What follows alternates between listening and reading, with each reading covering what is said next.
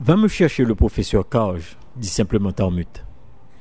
Quelques instants plus tard, le professeur Karge, représentant spécial du GCI, le Grand Conseil interplanétaire, rejoignait Talmud. Il ne cherchait nullement à dissimuler son inquiétude. La toile pour mesure, Excellence, dit Talmud à son auguste passager, en plaçant sa paume droite contre son cœur.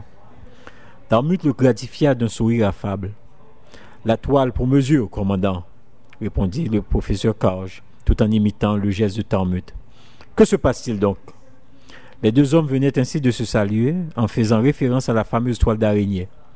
Pourquoi dire bonjour dans un univers où la valeur du jour et sa durée variaient d'une planète à l'autre? Un seul jour sur Jupiter équivalait à 58 jours sur Terre, et un jour jupitérien à 9h50 terriennes. Bonjour sur Vénus, bonne année sur Terre. Vénus accomplissait un tour sur lui-même en 243 jours terriens, presque une de nos années. Je vous prie, Excellence, de m'excuser, mais nous étions en pleine alerte et je ne pouvais laisser mon poste de commandement pour vous rejoindre. Notre vaisseau semblait attiré par un esnier, mais cela s'arrange. Je tenais à vous en aviser suivant le protocole, dit Talmud. Le professeur Karge plissa le front d'étonnement. Il y avait si longtemps qu'il n'avait pas entendu parler des fameux éléments spatiaux de nature indéterminée ou esniers. Il n'était plus courant d'en rencontrer. Tout notre système solaire était à présent répertorié et décrit atome par atome sur les ordinateurs. L'inconnu connaît plus. Je vous remercie, commandant. J'ai essayé d'entrer en contact avec notre siège sur Jupiter.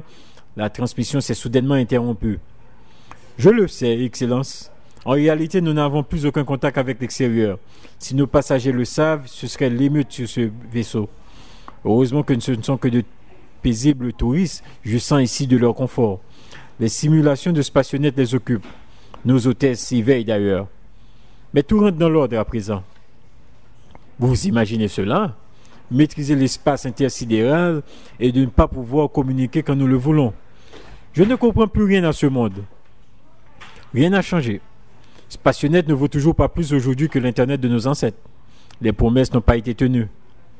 N'êtes-vous pas un peu trop dur, Excellence? Oh non, sûrement pas, commandant. Mon arrière-grand-père a laissé de nombreuses notes personnelles là-dessus. Il a eu la chance d'utiliser les deux réseaux. Je sais donc de quoi je parle. Ce ne pouvait être que la perception d'un utilisateur d'un autre temps, après tout. D'un autre temps? Je vous donne son IP. À l'instant même, et vous pourrez rentrer en contact avec lui pour en discuter. Vous verrez alors s'il s'agit d'un utilisateur d'un autre temps. Talmud ne s'aventura pas à réclamer le numéro d'identité protonique ou IP de ce bizarre. Rodius observa le tueur. Celui-ci venait de contourner le petit monticule de détritus derrière lequel il s'était abrité. Posément, l'H-Pépin l'avait pris en joue. Les blousons doublés d'un alliage spécial avaient caché la présence des désintégrateurs à la vision protonique de Rodius. Rodius n'était pas armé. Son pistolet Accord 4 se trouvait encore dans l'une des poches revolvers du turboporteur de Moran. Le Grand Conseil interplanétaire avait interdit au CRI d'intégrer des armes à ses circuits protoniques par crainte du jour où il sortirait du contrôle de Jupiter. Il lui fallait pourtant coûte que coûte contre-attaquer. Il ne pouvait laisser détruire Ramir après Moran et le Bondo, mais d'abord se protéger. Le champ de force irradia tout le corps du major Rodius 57AX. Cela ressemblait un peu à l'air chaud, émanant de l'asphalte, un ancien dérivé du pétrole utilisé dans la construction des routes dans les années 2000. Le major Rodius 57AX venait de passer en mode robot. Les circuits contrôlant ses sens humains se désactivèrent. Ses rapports avec l'extérieur devenaient ceux d'une véritable machine. À présent, il était prêt à affronter les désintégrateurs Priomut. Il ne fit même pas attention à la salve qui vint se heurter contre le blindage à toute épreuve que constituait son champ de force. Désormais insensible, il pénétra dans le feu au milieu de lacs aux fumées. Rodius 57AX ne pouvait pas toucher Ramir. Son champ de force l'aurait brûlé vif. Il repoussa donc du pied tout ce qui se consumait à côté de Ramir. Les tirs avaient repris, avec encore plus d'intensité. Rodius 57AX n'avait aucune marge de manœuvre. Le feu revenait à la charge, léchant même un peu le gilet bleu de Ramir. Il devait coûte que coûte enlever son compagnon de la pile d'immondices en flammes. Mais auparavant, il lui fallait gagner du temps. Rodius 57AX ouvrit autour de Ramir un cône de chaleur dont la base atteignait les nuages les plus bas. Très vite, il en magnétisa la paroi et la fine couche ambiante de poussière toxique vint se fixer contre le cône. Sa densité était telle que la paroi du cône devint un mur indestructible mettant Ramir à l'abri des flammes. Les nuages au-dessus du cône se condensèrent et une fine pluie aspergea Ramir, l'empêchant définitivement de brûler. Ramir, Rhodus 57 AX, ramassa alors 2 pleines poignées de déchets et les comprima fortement entre ses mains. Très vite, d'autres poignées de déchets rejoignirent les premières. Une boule compacte de la grosseur d'une balle de tennis se forma, incandescente, avec la dureté d'un boulet de canon. Un simple mouvement de poignet, le projectile de détritus traversa à plus de 5000 mètres secondes et 50 pas, séparant le major Rhodus 57 AX de ses adversaires. L'H-Pimpin décolla du sol, un trou béant à la place du ventre. Rhodus 57 AX n'eut guère le temps de préparer un second projectile. Les autres assassins avaient déjà disparu à travers le champ d'immondices, comme s'ils étaient retournés à leur milieu naturel. Rhodus retira de sa combinaison son Scraton 2000, le dernier né des pistolets laser, une arme de guerre très légère pourvue d'un chargeur de 2000 coups. Tout en parlant, il avait poussé Saphira avec fermeté au pied du siège et s'abrita un peu plus. Il ne devait jamais oublier la vulnérabilité de ses circuits de communication aux rafales de désintégrateurs. Un défaut laissé intentionnellement par l'honorable Ithac, sans doute pour le cas où Rhodus serait hors de son contrôle, car sur Jupiter, tout le monde avait critiqué la décision du CRI de mettre en service ces espèces de surhommes aussi insensibles qu'incorruptibles. Ils s'étaient à peine abrités qu'une rafale déchiqueta le gazon au-dessus d'eux. Les deux hommes tiraient avec précision et semblaient bien connaître leurs armes. Rhodus était beaucoup trop près de Saphira pour activer son champ de force. Il aurait mortellement blessé cette dernière. Le bruit sourd des rafales de rayons désintégrateurs se faisait entendre à une cadence plus accélérée. Rhodus repéra un troisième assaillant, venu rejoindre les deux premiers. Saphira et lui ne pourraient pas rester là très longtemps. Il fallait faire place nette et rapidement. « Commandez-moi vite 3 autres Meteoria. » Saphira se tourna vers Rhodus, éberlué. Un feu nourri les clouait au sol. Elle explosa presque. « Vous pensez à manger en ce moment? À votre physique, on ne vous aurait jamais cru aussi porté sur la bouche. » Poli, même sous l'effet de la colère et de la peur conjuguées. « Faites ce que je vous demande. Je n'ai pas le temps de vous expliquer. » Le ton était sans réplique. Saphira obéit de mauvaise grâce. Seule la table placée à côté d'elle n'avait pas encore été atteinte. La commande arriva instantanément. Rhodus renversa par terre le contenu des 3 assiettes. Elles rejoignirent les 2 autres livrées avec la première commande de Rhodus et de Saphira. Toutes les 5 furent méthodiquement nettoyées grâce au lave-mains. À l'aide des fourchettes, il fabriqua un assemblage dans lequel les assiettes étaient placées tel un jeu de miroir à des angles variés. Ces assiettes sont faites de magentale, expliqua-t-il à Saphira, qui le regardait faire avec étonnement. C'est un alliage qui réfléchit les rayons des désintégrateurs sans les altérer. Rhodus calcula minutieusement l'orientation de chaque assiette et remonta son assemblage au-dessus du trou où il s'était abrité. L'apparition de l'incompréhensible assemblage sur le monticule engendra une courte trêve.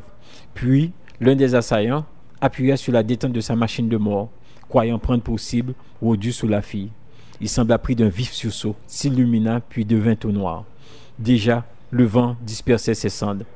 Rhodus venait de retourner le rayon dévastateur à son expéditeur. L'homme fut carbonisé par son propre désintégrateur. Rhodus mit à profit la surprise des 2 autres. Sa tête apparut en même temps que sa main à la surface du monticule. Une fraction de milliseconde pour évaluer la situation. Son doigt pressa 2 fois sur la détente, avec la même précision, les 2 fois. À cette distance, Rhodus aurait pu atteindre un plancton en plein noyau. Les 2 H-Pimpins tombèrent par terre, transpercés par les rayons du Scraton 2000.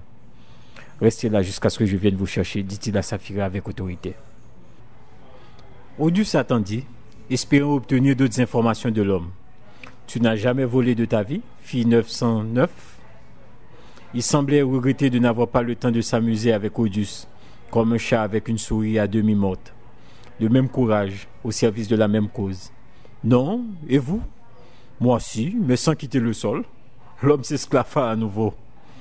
Soudain, Rhodus perçut nettement l'intention de l'homme d'appuyer sur la gâchette du pistolet dans la seconde qui suivait.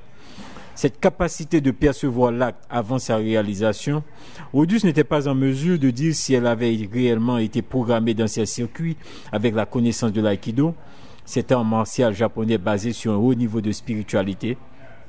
Il pouvait être simplement le résultat de la lecture des informations données par les diverses déformations et transformations des muscles du visage de son vis-à-vis.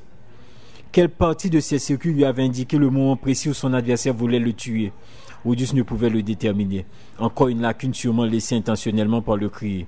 Rodius n'attendit pas. Son pied gauche glissa très légèrement en avant vers la droite du tireur. Rodius attrapa en même temps la main droite de l'homme, bloquant ainsi tout mouvement de sa part. Il pivota avec lui vers la droite, l'entraînant dans une véritable spirale. Brutalement, Rodius inversa la direction du déplacement. Il terminait ainsi son taille sabaki par un imparable côté Gaishi. L'homme ne put résister à la douleur de son poignet retourné. Il s'envola de lui-même par-dessus le balcon. Rodius était toujours surpris par l'efficacité des mouvements d'aïkido, art martial créé par le maître Morihei Ueshiba au début du XXe siècle. « Attention, il y a du monde » cria le petit robot. DD008 fit jaillir la lumière. Il n'était pas armé, mais venait de réduire l'effet de surprise pour ses compagnons. On était bien loin de C3AP0 et de R2D2, les sympathiques petits robots de la guerre des étoiles. DD008 avait de grandes dispositions pour la trahison, un véritable humain. Rodius, alias Delador, se tenait à moins de 3 mètres de ses visiteurs.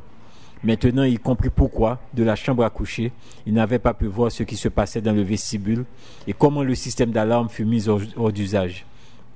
En se retournant, il avait aperçu sur la poitrine de DD008 la faible lumière d'un émetteur d'ondes holosiques. Ils avaient aveuglé Rodius dans la nuit, l'empêchant de voir les intrus. « La toile pour mesure, messieurs, puis-je vous être utile ?» Le groupe le regarda un instant avec ahurissement. Cette rencontre avec le maître de maison n'était pas prévue. « Flingue-le !» L'ordre venait du petit homme malingre.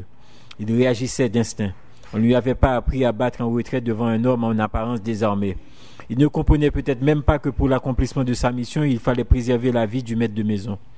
Il n'eut guère le temps de tirer. Rodius visait la tête lorsqu'il appuya sur la détente. Il avait reçu des instructions pour être juste et efficace. Deux concepts parfois incompatibles, mais cet équilibre-là, il l'avait toujours réalisé. Rodius connaissait parfaitement la cruauté qui animait ces semeurs de mort violentes. Il avait appris que la justice n'était qu'un sens humain de l'équilibre. Il payait avec la monnaie qu'il recevait, la mort. Le scraton de mille au laser qu'il avait gardé caché derrière son dos s'illumina. Le rayon transperça la tête de l'homme, au-dessus de l'œil droit. La chair grésilla encore longtemps après l'apparition du minuscule trou noir. Le petit malin s'affaissa sans un cri. Rodius faisait déjà face au deuxième tueur. Il allait presser la détente lorsque soudain, le petit robot chargea. Le mouvement était trop rapide et imprévisible. Rodius bondit en arrière, évita le contact, mais le bras du robot, maintenant prolongé d'une coup de baïonnette, heurta violemment son pistolet laser. Les deux athlètes à la fois le tenaient déjà en joue. Rodius pressa sur la détente du Scraton 2000, visant le premier gorille. L'arme ne fonctionnait plus. Sans perdre une milliseconde, Rodius prit appui sur le pied le plus avancé et pivota. Son corps accomplissait un double taille sabaki dans la plus pure tradition orientale. Sans interrompre le mouvement circulaire du corps tout entier, sa main attrapa au passage un siège qu'il projeta sur l'homme debout près de la porte. La violence du choc assomma ce dernier. Il s'écoula dans un cri étouffé. L'autre gorille tira très vite, mais trop tard. Rodius achevait déjà son taille sabaki à l'extérieur du bras droit qui tenait l'arme, mettant ainsi son corps à l'abri. Le tir du désintégrateur passa bien à côté de Rodius, pulvérisant sans bruit DD008. Rodius se baissa et saisit les deux jambes de l'homme à l'arrière, en dessous des mollets. Il se releva. Aikokuro. Les deux pieds du tueur quittèrent soudain le sol. Il retomba avec fracas. Rodius répondait au coup par coup. Il n'était pas programmé pour se conduire en sportif en ce moment précis. Il l'accompagna naturellement dans sa chute et tomba sur lui. Le crâne de l'homme ne résista pas aux 140 kg de métal, de composants protoniques et d'éléments biochimiques de Rodius 57AX. Le premier gorille s'était maintenant relevé, très vite remis de son violent contact avec le siège. Son désintégrateur pyomute avait glissé sous un meuble. Sa main droite était à présent prolongée d'un poignard commando de 15 cm. Une arme dangereuse. L'homme semblait bien entraîné. Toute son attitude indiquait qu'il visait la tête. Il cherchait visiblement à attirer l'attention de son adversaire dans la mauvaise direction. Rodius ouvrit sa garde, incitant ainsi l'homme à attaquer. Le tueur ne put se retenir. Il avait déjà replié le bras et fonçait tête baissée dans le piège. Le poignard plongea, cherchant l'abdomen, comme Rodius s'y attendait. Il n'eut guère le temps de frapper. La réplique fut trop rapide. Rodius para le coup meurtrier de la main gauche en se déplaçant vers la droite. Implacable, son poing droit trouva le plexus solaire. L'homme ouvrit la bouche pour attraper une ultime bouffée d'air. Il ne la referma plus jamais. Rodius accomplissait un rite. Il enchaîna d'un chiot nager en pivotant vers l'extérieur autour du bras de l'homme et exécuta sa projection. Le corps décrivit un arc de cercle parfait et termina brutalement sa course au sol, déjà insensible à l'atémie qui lui labourait la gorge. Odus prit la pastille encore entre les mains du petit malin. Le robot était totalement détruit et ne pouvait plus apporter aucune information. Il fallait éviter que cette histoire ne dévoile sa véritable identité. Il laisserait croire que c'était le robot ménager qui avait engagé le combat contre les assaillants et qu'une suite d'accidents s'ensuivit. Il maquilla la scène en conséquence. Personne n'irait croire que Delador se serait opposé même à un seul de ses agresseurs.